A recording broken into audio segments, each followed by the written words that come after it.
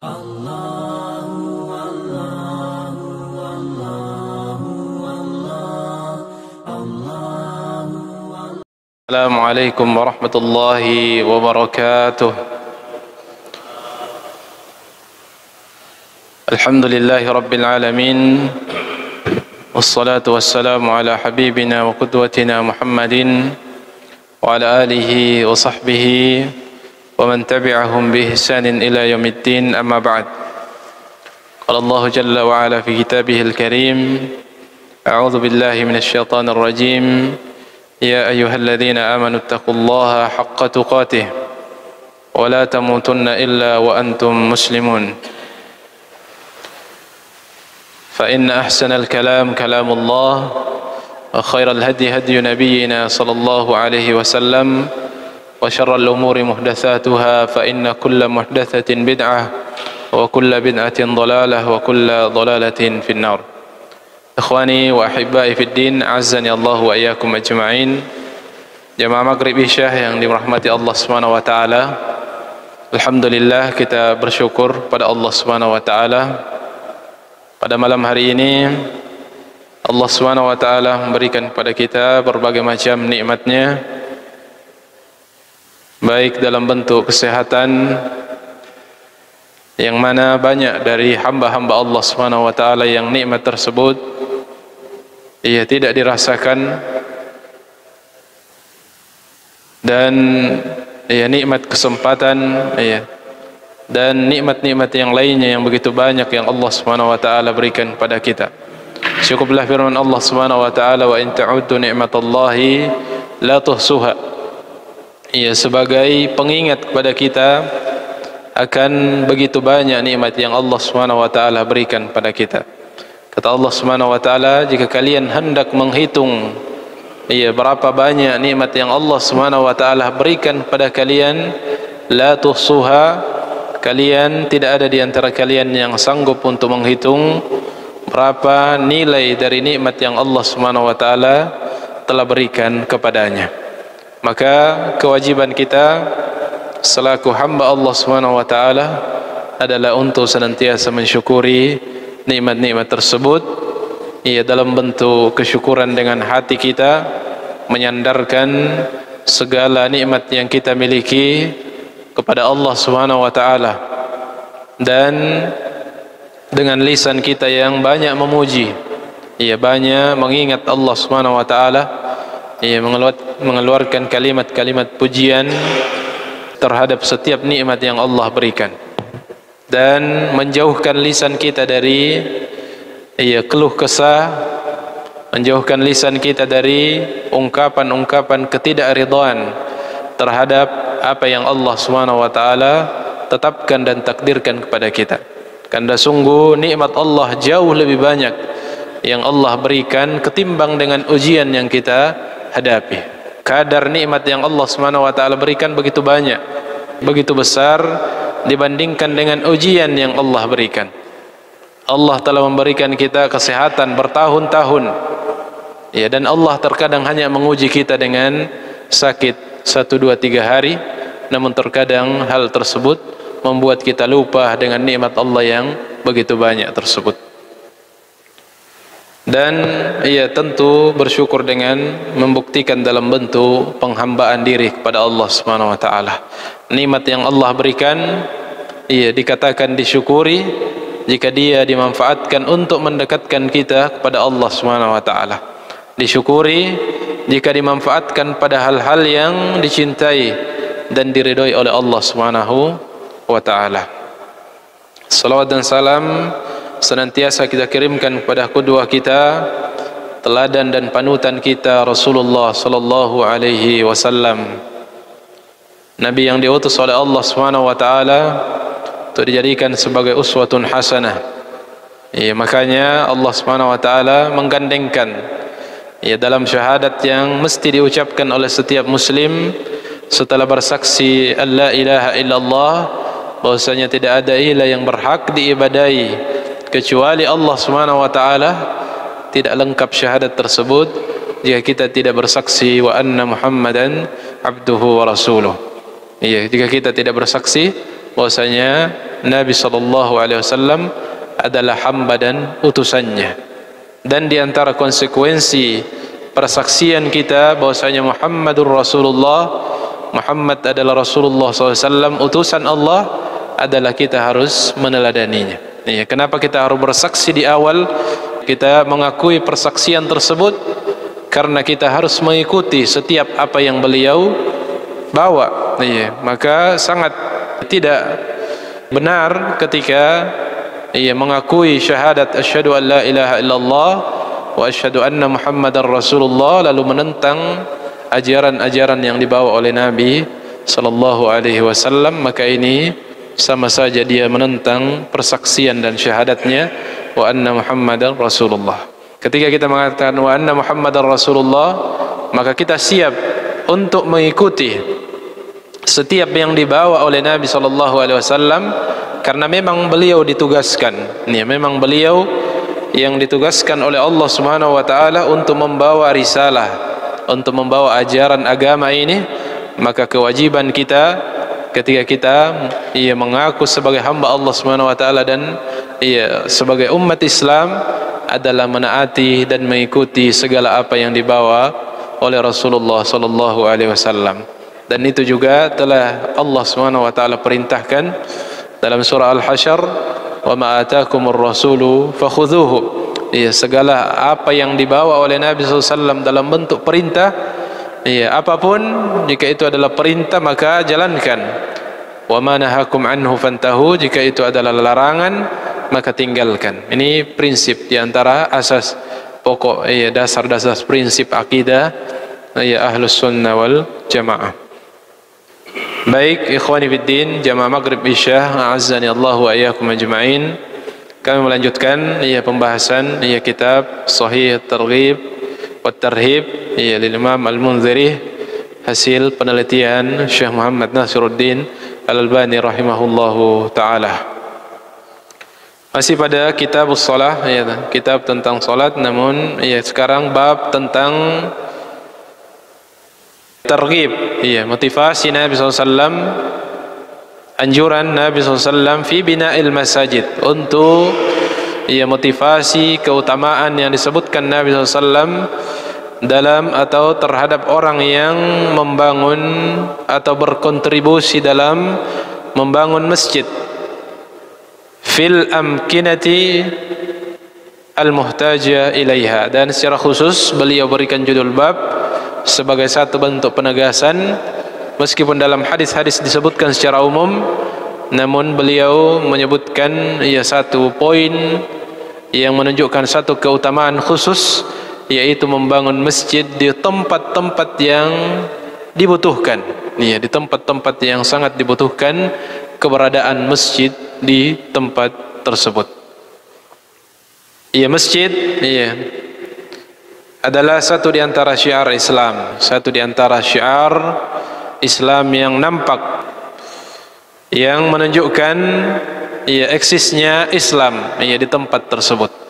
Makanya Nabi SAW ketika pertama kali berhijrah ke Madinah, di antara langkah awal beliau, dan itu sebagai tanda akan eksisnya Islam di tempat tersebut, adalah dengan adanya masjid. Dengan adanya masjid yang merupakan markas, tempat pusat aktivitas kaum muslimin. Bahkan masjid memiliki urgensi, kedudukan yang sangat penting. Dan itu terlihat dari masa Nabi sallallahu alaihi wasallam.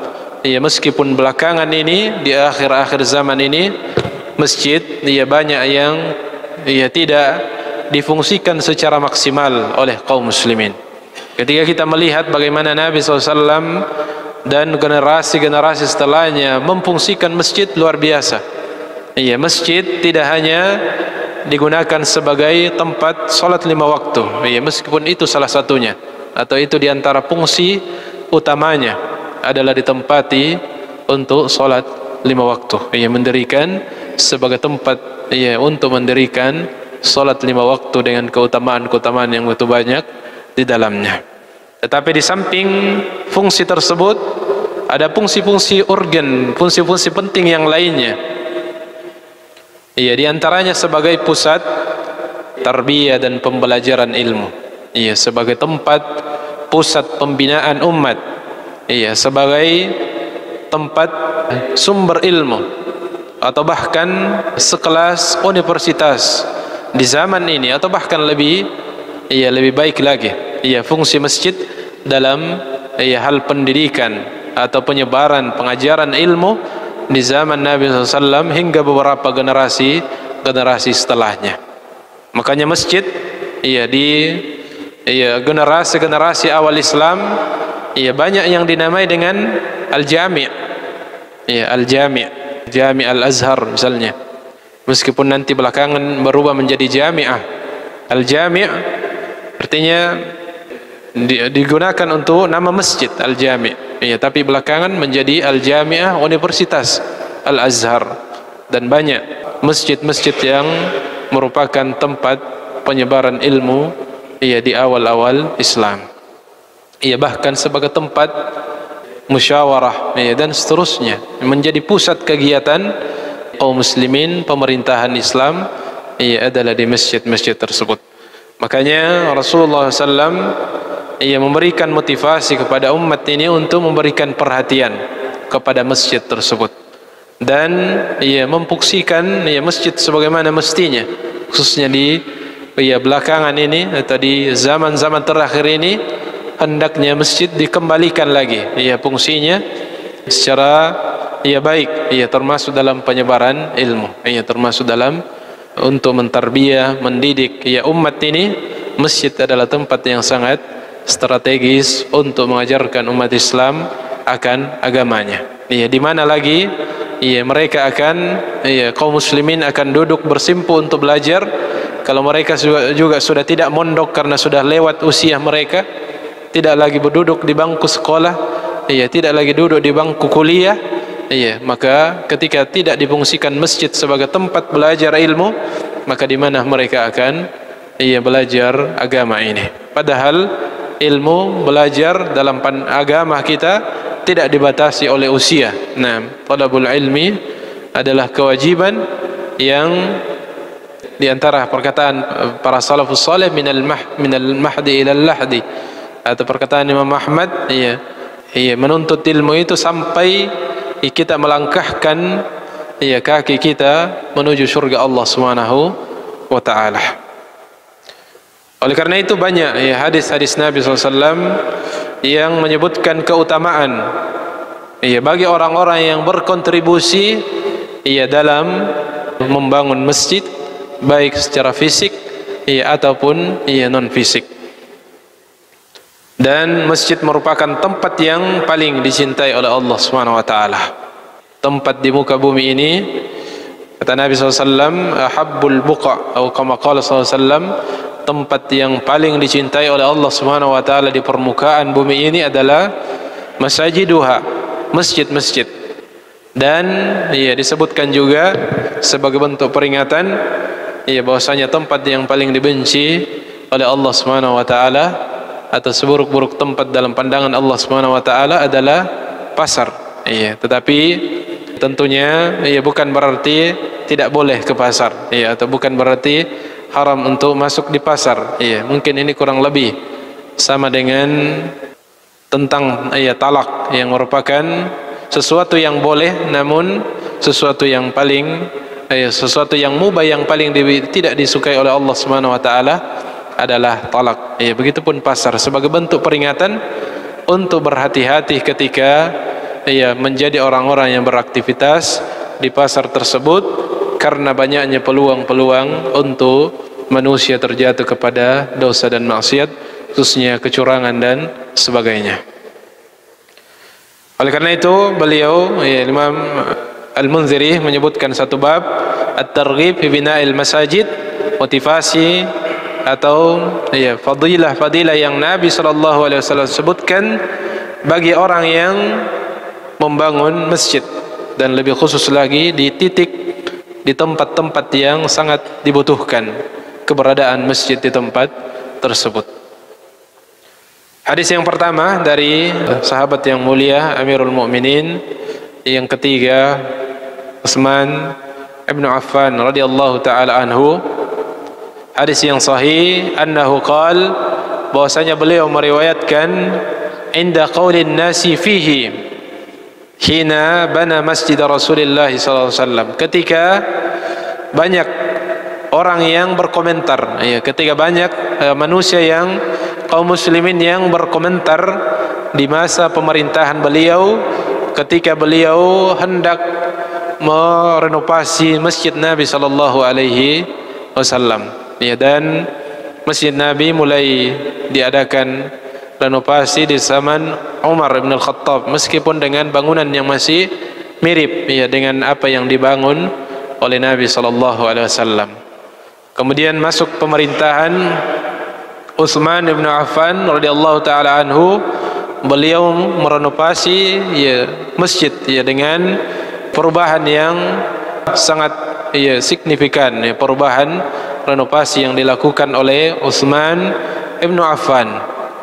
Maka banyak dari kaum muslimin yang berkomentar, ya, banyak dari kaum muslimin yang berkomentar, ya, mereka mengatakan, innakum aksartum.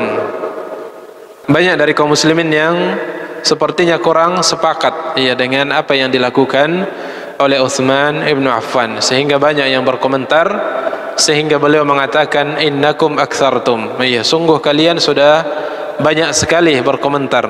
Wa inni, padahal aku mendengarkan, inni sami'tu Rasulullah sallallahu alaihi wasallam yaqul, dan sesungguhnya aku telah mendengarkan Nabi sallallahu alaihi wasallam bersabda, man bana masjidan, siapa yang membangun satu masjid. Qala Bukair, perawi mengatakan, Bukair mengatakan, hasibtu annahu qala yabtaghi bihi wajh Allah. Perawi mengatakan, dan saya menyangka beliau sallallahu alaihi wasallam mengatakan, yabtaghi bihi wajh Allah, dia membangun masjid karena mengharapkan wajah Allah Subhanahu wa taala, mengharapkan pahala dari Allah Subhanahu wa taala. Banallahu lahu baitan fil jannah, maka Allah Subhanahu wa taala akan membangunkan untuknya nanti sebuah rumah atau istana di surga Allah Subhanahu wa taala. Dari hadis ini, ya, beberapa faedah yang bisa kita ambil. Nah, yang pertama, ya, tentu, ya, sebagai pelajaran, ya, bahwa, ya, seorang pemimpin, ya, apapun posisinya, ya, pasti dia berpeluang untuk mendapatkan kritikan dan masukan dari orang-orang yang ada di bawahnya. Itu satu menjadi sunnatullah. Kepemimpinan apapun, ya, yang kita emban, ya, pasti berpeluang untuk mendapatkan kritikan dan masukan dari orang-orang yang ada di bawah kita, sebagaimana yang dialami oleh Utsman bin Affan ketika dia mengambil satu keputusan, kemudian dia mendapatkan komentar dari, ya, beberapa atau banyak dari, ya, orang-orang yang ada di bawah kepemimpinannya. Itu hal yang sunnatullah. Akan tetapi terpenting adalah, ya, bagaimana seorang pemimpin Utsman bin Affan mengambil satu keputusan karena memiliki landasan yang jelas. Beliau mengambil keputusan untuk merenovasi Masjid Nabi sallallahu alaihi wasallam, yaitu tentu karena kebutuhan, ya, dengan semakin banyaknya kaum muslimin tentu membutuhkan masjid yang lebih luas lagi, ya, sehingga butuh untuk direnovasi. Ya, di sisi lain karena ada motivasi, ya, ada keinginan, ada keutamaan yang ingin didapatkan oleh Utsman ibn Affan radhiyallahu taala anhu. Ya, meskipun beliau telah terlibat juga dalam pembangunan awal Masjid Nabawi, akan tetapi beliau ingin, ia mendapatkan bagian yang lebih besar lagi, ia dengan merenovasi masjid tersebut. Dan ini menunjukkan bahwasanya ia merenovasi masjid juga adalah bagian dari ia membangun masjid. Iya, meskipun ia bukan dia yang seluruhnya membangunnya, namun dia memberi kontribusi ia dalam merenovasi dan seterusnya, maka dia juga termasuk orang yang membangun ia dikategorikan sebagai orang yang membangun masjid. Nah, akan tetapi tentunya masjid memiliki dua sisi yang harus diperhatikan, dari sisi fisik dan sisi non fisiknya. Nah, sisi fisik tentu bangunannya dibutuhkan bangunan yang kondusif untuk ditempati beribadah supaya nyaman, supaya bisa khusyuk dalam beribadah. Dari sisi non fisik adalah dari sisi kegiatannya, dari sisi aktivitas yang ada di dalamnya, memperhatikan kualitas aktivitas yang ada di dalamnya. Kualitas salat berjamaah diperhatikan dari sisi kesesuaian dengan sunnah dari Nabi SAW, kualitas imam, kualitas ilmu dari para dimanfaatkan sebagai sarana untuk menuntut ilmu dan seterusnya. Itu diantara sisi-sisi yang semuanya menjadi bagian yang kapan kita berkontribusi pada hal tersebut, maka kita termasuk dalam orang-orang yang dimaksudkan bana masjidan lillah, membangun masjid karena Allah Subhanahu wa taala. Keutamaannya sangat jelas dan itu terulang dalam hadis-hadis yang berikutnya juga disebutkan bahwasanya Allah Subhanahu wa taala akan membalas dengan membangunkan rumah di surga Allah Subhanahu wa taala untuknya. Dan tentu masjid dinamai dengan Baitullah, dinamai dengan rumah Allah Subhanahu wa taala secara umum. Meskipun ada yang disebutkan secara khusus yaitu Masjidil Haram atau Ka'bah sebagai Baitullah secara khusus. Akan tetapi secara umum juga disebutkan bahwasanya semua masjid adalah Baitullah, rumah Allah Subhanahu wa taala. Dan satu di antara kaidah usul bahwasanya al-jaza'u min jinsil amal, bahwasanya di antara kaidah Allah Subhanahu wa taala memberikan balasan, bahwasanya balasan itu diberikan oleh Allah Subhanahu wa taala sesuai jenis amalan yang kita kerjakan. Di dunia kita membangun rumah Allah Subhanahu wa taala, di dunia kita berkontribusi untuk membangun rumah Allah Subhanahu wa taala, maka Allah Subhanahu wa taala memberikan kepada kita balasan dari jenis amalan tersebut dengan juga membangunkan untuk kita istana di surga Allah Subhanahu wa taala, rumah di surga Allah Subhanahu wa taala. Dan tentu rumah di surga adalah satu di antara nikmat terbesar yang diinginkan dan diimpikan oleh setiap hamba Allah Subhanahu wa taala.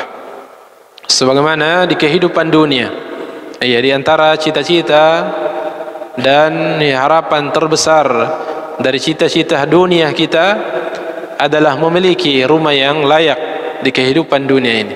Itu di antara satu cita-cita terbesar. Ketika kita tanyakan kepada setiap kita, khususnya yang telah berkeluarga, di antara harapan-harapan terbesarnya dalam kehidupan dunia ini, dalam capaian-capaian dunianya adalah memiliki tempat tinggal yang layak.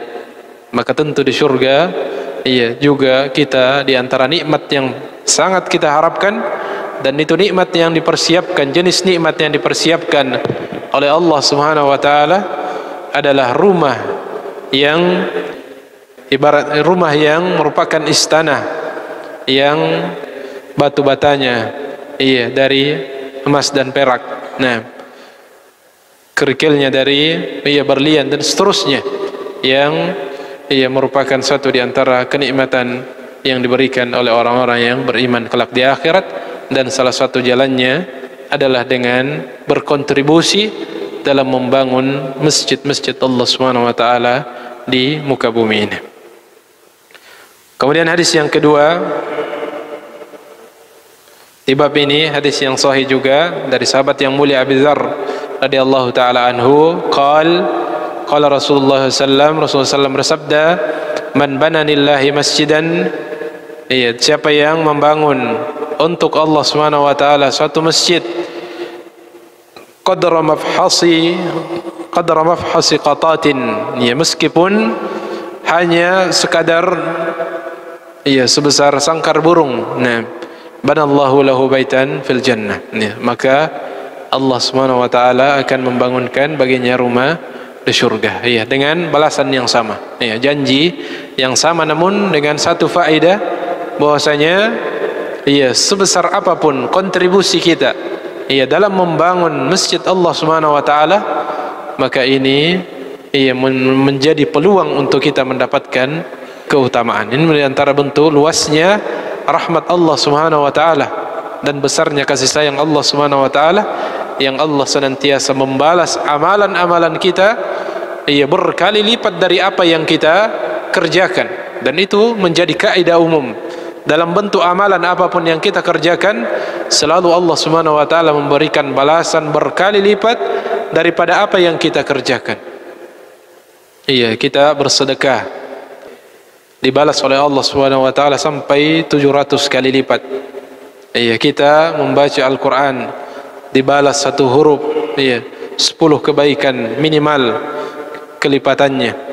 Dan amalan apa saja Allah Subhanahu wa taala nanti membalasnya dengan iya balasan yang jauh lebih besar. Termasuk dalam hadis ini disebutkan luasnya kasih sayang dan rahmat Allah kepada hambanya. Hanya sedikit yang kita kerjakan, iya, hanya ringan yang kita kerjakan, iya, berkontribusi dalam membangun masjid. Nah, meskipun iya sebesar sangkar burung, iya, ini satu perumpamaan yang menunjukkan sebesar apapun kontribusi kita, iya, karena tidak mungkin ada masjid yang sebesar sangkar burung, iya, tetapi menunjukkan iya kontribusi kita, sebesar apapun kontribusi kita, iya, dalam membangun masjid, Allah Subhanahu wa taala akan membangunkan untuk kita rumah di surga Allah Subhanahu wa taala kelak. Kemudian hadis yang berikutnya, iya, an Umar bin Al-Khattab, dari sahabat yang mulia Umar bin Al-Khattab radhiyallahu taala anhu, beliau meriwayatkan sami'tu Rasulullah sallallahu alaihi wasallam yaqul, bahwasanya beliau juga mendengarkan Nabi sallallahu alaihi wasallam bersabda, man bana lillahi masjidan yuzkaru fihi banallahu lahu baitan fil jannah.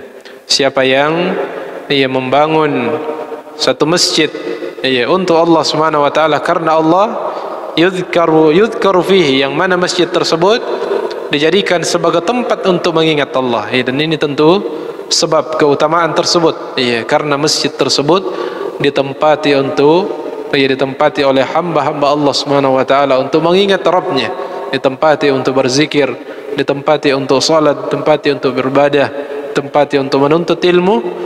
Maka dengan keutamaan-keutamaan tersebut Allah Subhanahu wa taala membangunkan untuknya rumah di surga. Ya, kita percepat karena kurang lebih semakna hadis-hadis tersebut. Kemudian hadis yang berikutnya dari Jabir bin Abdullah radhiyallahu taala anhu, sahabat yang mulia Jabir ibn Abdullah radhiyallahu taala anhu, anna Rasulullah sallallahu alaihi wasallam qaal, bahwasanya Nabi sallallahu alaihi wasallam bersabda, ya, ini disebutkan beberapa amalan yang juga amalan istimewa. Man hafara ma'an, siapa yang menggali, ya, sumur. Nah, siapa yang menggali sumur, ini diantara amal-amal jariyah atau diantara bentuk-bentuk amalan yang istimewa. Nah, amalan-amalan yang bisa menjadi investasi akhirat kita, ya, amal jariyah. Man hafara ma'an, siapa yang ia menggali sumur. Nah, ya, terlebih lagi, ya, jika sumur itu adalah untuk masjid Allah Subhanahu wa taala. Menggali sumur secara umum, ya, dimanapun, ya, dan hari ini tentu sumur, ya, tidak lagi seperti dulu digali betul, ya, ya, harus membutuhkan, ya, tenaga. Nah, hari ini dengan harta kita bisa mendapatkan keutamaan tersebut.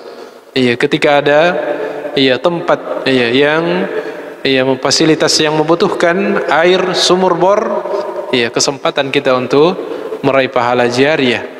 Dan ini diantara amalan yang sangat, ya, luar biasa, ya, karena biasanya sumur bor itu digunakan dalam jangka waktu yang lama. Terlebih lagi jika yang membutuhkan adalah tempat-tempat yang merupakan tempat yang mulia seperti masjid Allah Subhanahu wa taala, iya, pesantren yang membutuhkan sumur bor, peluang amal jari yang luar biasa, iya, ketika kita bisa berkontribusi pada amalan-amalan tersebut. Man hafara ma'an, siapa yang menggali sumur, ya, lam yashrab minhu kabidun harra. Nah, tidak ada yang meminum darinya. Iya, tidak ada yang memiliki jantung atau hati yang meminum darinya, dari makhluk apa saja. Minal jinni wal insi wala ta'irin, dari golongan jin yang meminum dari, menunjukkan bahwasanya jin juga minum, dan kita juga bisa mendapatkan pahala dari minumnya jin dari sumur yang kita gali tersebut, atau kita berkontribusi dalam pengadaan sumur bor atau sumur apa saja. Wala insin, terlebih lagi manusia. Nah, ketika ada yang manusia yang meminumnya, dan tidak dibedakan muslim ataupun kafir, selama dia mengambil faedah darinya, maka tetap pahala kita mengalir. Wala ta'irin, bahkan sampai binatang sekalipun, sampai ini disebutkan burung. Nah, wala ta'irin, dan sampai burung sekalipun atau binatang apapun yang kemudian meminum air dari sumur yang kita gali tersebut, atau makhluk apa saja yang meminum dari air yang kita, sumur yang kita gali tersebut, illa ajarahu Allahu yaumal qiyamah, kecuali Allah Subhanahu wa taala akan memberikan balasan terhadap hal tersebut nanti pada hari kiamat. Ini di antara bentuk jenis amal jariyah. Di antara bentuk amal jariyah dengan menggali sumur atau berkontribusi dalam pengadaan sumur bor, terlebih lagi ketika di masjid. Ini sekedar diminum saja, itu menjadi amalan besar nanti pada hari kiamat. Terlebih lagi ketika air tersebut dijadikan sebagai kebutuhan sehari-hari, dijadikan sebagai sumber untuk berwudu.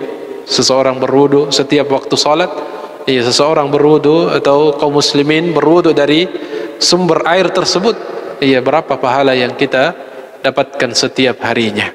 Ini diantara amalan-amalan cerdas, amalan-amalan yang luar biasa sebagai amal jariyah bagi orang-orang yang beriman. Ini diantara peluang-peluang yang harus kita manfaatkan ketika ada peluang tersebut. Terlebih lagi yang diberikan kelebihan harta oleh Allah Subhanahu wa taala, atau kita menjadi fasilitator, menjadi pengurus yang memfasilitasi kaum muslimin untuk berdonasi, adalah bagian dari amal-amal jariyah yang juga kita dapatkan pahala seperti orang yang berkontribusi langsung. Kemudian waman bana masjidan, kemudian setelahnya Nabi menyebutkan sesuai apa yang dalam bab kita ini, dan siapa yang membangun masjidan, suatu masjid, kamafhasi qatatin au asghar, bahkan lebih tegas lagi di hadis ini, barang siapa yang membangun masjid meskipun hanya sebesar sangkar burung, au asghar, bahkan kalau ada yang lebih kecil, lebih kecil pun dari seukuran sangkar burung, banallahu lahu baitan fil jannah, maka Allah Subhanahu wa taala akan membangunkan untuknya nanti rumah di surga. Rumah di surga. Ini menunjukkan kontribusi. Nah, bahwasanya sekecil apapun kontribusi yang kita berikan dalam membangun rumah Allah Subhanahu wa taala, untuk membangun masjid dengan sampai tuntas, sampai selesai satu masjid, mungkin satu dua di antara kita yang mampu, namun untuk berkontribusi jangan kita ketinggalan untuk tidak memiliki kontribusi terhadap masjid-masjid Allah Subhanahu wa taala sebelum kita meninggalkan dunia ini. Allah Subhanahu wa taala juga menjanjikan dengan janji yang sama dalam hadis ini, bagaimana hadis tadi sebelumnya, bahwasanya Allah akan membangunkan untuknya rumah di surga. Kemudian hadis berikutnya, hadis sahih juga dari riwayat Imam Ahmad wal Bazzar dari Ibnu Abbas radhiyallahu taala anhuma, anin Nabi sallallahu alaihi wasallam, dari Nabi sallallahu alaihi wasallam. Ada tambahan, sama juga, kama fasiqatatin libaydhiha, seperti sebesar sangkar burung, membangun masjid sebesar sangkar burung untuk tempatnya bertelur. Ini tambahan penjelasan saja. Ya, sama redaksinya. Kemudian hadis yang berikutnya hasan li ghairihi, dari Abdullah bin Amr bin Al-As radhiyallahu taala anhuma, Rasulullah SAW bersabda, "Man bana lillahi masjidan," siapa yang membangun ya untuk Allah Subhanahu wa taala suatu masjid, banallahu lahu baitan fil jannah, Allah Subhanahu wa taala akan membangunkan untuknya rumah di surga, awsa'a minhu. Ini penegasan lagi, rumah yang lebih luas, jauh lebih luas daripada apa yang dia bangun, ya, dari apa yang dia bangun. Ini semua yang kita sebutkan tadi, bahwasanya Allah Subhanahu wa taala senantiasa memberikan balasan kepada hambanya itu jauh dari apa yang dia kerjakan, melebihi dari apa yang dia telah kerjakan dari amalan-amalan di dunia itu. Ya, karena memang ya amalan kita sangat sedikit ya jika dibandingkan dengan balasan Allah Subhanahu wa taala yang Allah siapkan di akhirat kelak. Nah, kita beramal saja dari sisi durasi waktu yang kita habiskan di dunia ini untuk beramal sangat sedikit waktu kita. Nah, dalam 24 jam ya berapa persen dari berapa jam yang terpakai untuk beribadah kepada Allah Subhanahu wa taala. Sedangkan nanti di akhirat iya kita akan diberikan balasan dalam waktu yang sangat panjang yang tidak terhingga waktu tersebut. Ya, sehari kelak di akhirat sama nilainya dengan, sama kadarnya dengan 1000 tahun di dunia. Dan kita menikmati buah dari apa yang kita telah kerjakan di dunia dengan waktu yang sangat singkat. Ya, dengan waktu yang sangat ringkas kita beramal, dengan pengorbanan yang sangat sedikit kita korbankan untuk beramal, namun Allah memberikan balasannya dengan balasan yang sempurna. Ya, dengan waktu yang tidak terbatas, waktu yang tidak terhingga, dengan nilai dan kenikmatan yang juga tidak terkira. Nah, ini menunjukkan maha luasnya rahmat Allah Subhanahu wa taala kepada hamba-hambanya. Kemudian hadis yang terakhir di bab ini adalah hadis yang derajatnya hasan dari Abi Hurairah radhiyallahu taala anhu, dari sahabat yang mulia yang masyhur, perawi terbanyak hadis Nabi SAW, Abi Hurairah radhiyallahu taala anhu, beliau meriwayatkan, qala Rasulullah sallallahu alaihi wasallam, bahwasanya Nabi sallallahu alaihi wasallam bersabda, inna mimma yalhaqu al-mu'min min amalihi wa hasanatihi ba'da mautihi. Sesungguhnya di antara amalan yang akan terus didapatkan oleh seorang mukmin dari kebaikan-kebaikannya, dari aliran pahalanya, ba'da mautihi, bahkan hingga setelah dia meninggalkan dunia ini. Kata Nabi SAW, sesungguhnya di antara amalan seorang mukmin yang nanti akan terus dia dapatkan aliran pahalanya, terus mengalir kebaikannya kepadanya, meskipun dia tidak beramal lagi, karena dia telah meninggalkan dunia ini, dia telah wafat, adalah beberapa hal yang disebutkan oleh Nabi sallallahu alaihi wasallam pada hadis ini. Ini amalan yang perlu untuk kita berobsesi, perlu untuk kita bersungguh-sungguh untuk tidak meninggalkan dunia ini kecuali ada di antara poin-poin atau bahkan kebanyakan atau berupaya untuk semua dari peluang-peluang ini telah kita kerjakan sebelum kita meninggalkan dunia ini, agar ketika kita telah amalan kita telah terputus, tidak ada lagi peluang untuk menambah pundi-pundi kebaikan kita, masih ada aliran-aliran kebaikan yang terus datang kepada kita melalui amalan-amalan yang disebutkan Nabi SAW pada hadis ini. Kata beliau, yang pertama, amalan yang masih terus akan kita rasakan kebaikannya meskipun kita telah meninggal, pahalanya terus mengalir, adalah ilman 'allamahu wa nasyarahu. Pertama adalah ilmu yang telah dia ajarkan kepada orang lain, dan ilmu tersebut terus diamalkan. atau bahkan nanti akan diajarkan lagi seterusnya. Wa nasyarahu, atau ilmu yang disebarkan. Iya, ada dua jenis peluang di sini. Nah, ilmu yang diajarkan,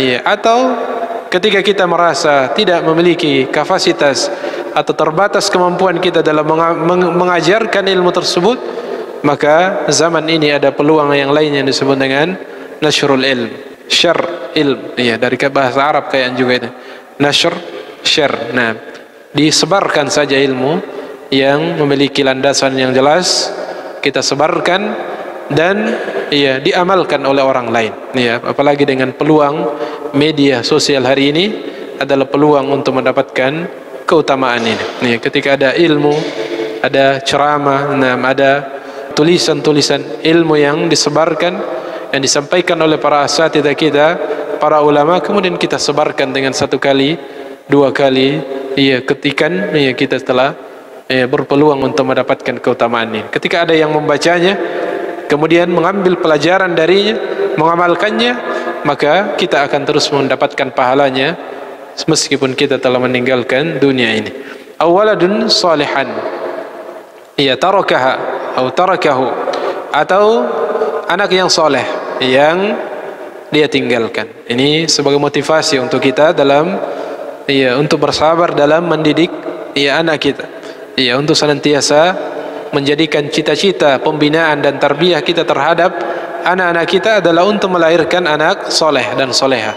Ya, karena itulah, ya, aset kita, ya, aset kita, ya, untuk nanti memberikan manfaat untuk kita di dunia kita dan di akhirat kelak ketika kita telah meninggalkan dunia ini dan masih ada keturunan yang kita tinggalkan yang terus, ya, mengangkat tangan mereka untuk berdoa dan memohonkan ampun, ya, kepada kita. Ya, dan sungguh beruntung orang-orang yang kelak di akhirat yang kemudian terkejut, ya, dengan adanya kejutan-kejutan yang dia tidak sangka dan mengatakan min aina hadza, dari mana ini? Nah, dari mana saya dapatkan keutamaan yang begitu besar ini, yang dia mengingat amalannya tidak sampai pada keutamaan tersebut. Ya, amalan yang dia lakukan tidak cukup untuk mendapatkan, ya, keutamaan-keutamaan yang diberikan kepadanya. Lalu dikatakan kepadanya, hadza min istighfari waladika laka. Ini adalah di antara, ya, istighfar, doa-doa dan permohonan ampun dari anak keturunanmu untukmu. Dan ini hadiah terbaik. Nah, hadiah terbaik untuk kedua orang tua ketika kita bisa memberikan kejutan kepada mereka nanti di kehidupan akhirat. Kemudian au mushafan warathahu, secara cepat, atau mushaf yang dia, ya, wakafkan, dia wariskan, au masjidan banahu, ya, atau masjid yang telah dia bangun atau telah dia berkontribusi dalam pembangunan masjid tersebut, au baitan libnis sabil banahu, ataukah rumah yang dia bangun untuk diwakafkan kepada para musafir, membangun satu penginapan, satu rumah yang diwakafkan sebagai tempat menginap para musafir, au nahran ajrahu, atau sungai yang telah dia alirkan, atau membangun aliran air yang dimanfaatkan oleh manusia, au sadaqatan ajraha min malihi, atau sedekah jariyah, ya, secara umum, sedekah jariyah, sedekah yang dia telah keluarkan dan manfaatnya terus menerus dirasakan dan manfaatkan oleh manusia. Fi sihhati wa hayatihi, ya, baik, ya, dalam kondisi sehatnya atau, ya, ketika dia masih hidup. Talhaquhu min ba'di mautihi, semua itu akan dia dapatkan terus pahalanya meskipun dia telah meninggalkan dunia ini. Ikhwani fid din, azani Allah wa iyyakum ajma'in. Ya, maka, ya, tentu dari bab ini, ya, inti penting dari apa yang kita sampaikan adalah, ya, mari kita, ya, mengambil, ya, setiap peluang-peluang amalan-amalan, terutama amalan yang bisa dampak jariyah, ya, amalan yang terus, ya, mengalir manfaatnya, dan ini juga menunjukkan besarnya nilai dari ibadah-ibadah sosial tersebut, ya, besarnya pahala ibadah-ibadah sosial ketika kebaikan kita itu bisa berdampak kepada orang lain, dan itu sesuai dengan sabda Nabi SAW, khairun nasi anfa'uhum linnas, sebaik-baik manusia adalah yang paling banyak manfaatnya kepada manusia yang lainnya. Dan hampir semua amal-amal jariah ini adalah amal yang merupakan amal-amal sosial, kebaikan yang bisa dirasakan oleh sesama manusia. Semoga keberadaan kita di muka bumi ini, waktu yang Allah SWT berikan, potensi yang Allah berikan kepada kita, bisa kita manfaatkan, dan Allah memberikan taufik kepada kita untuk kita bisa menanam saham amal jariah di kehidupan dunia ini sebelum kita menghadap Allah Subhanahu wa ta'ala. Segala yang benar datangnya dari Allah Subhanahu wa ta'ala. Jika ada hal-hal yang keliru, mohon untuk diluruskan, dan selebihnya kita beristighfar pada Allah Subhanahu wa ta'ala dengan doa kafaratul majlis. Subhanakallahumma wa bihamdik, asyhadu an la ilaha illa anta, astaghfiruka wa atubu ilaik, wa akhiru da'wana alhamdulillahi rabbil alamin. Wassalamu alaikum warahmatullahi wabarakatuh.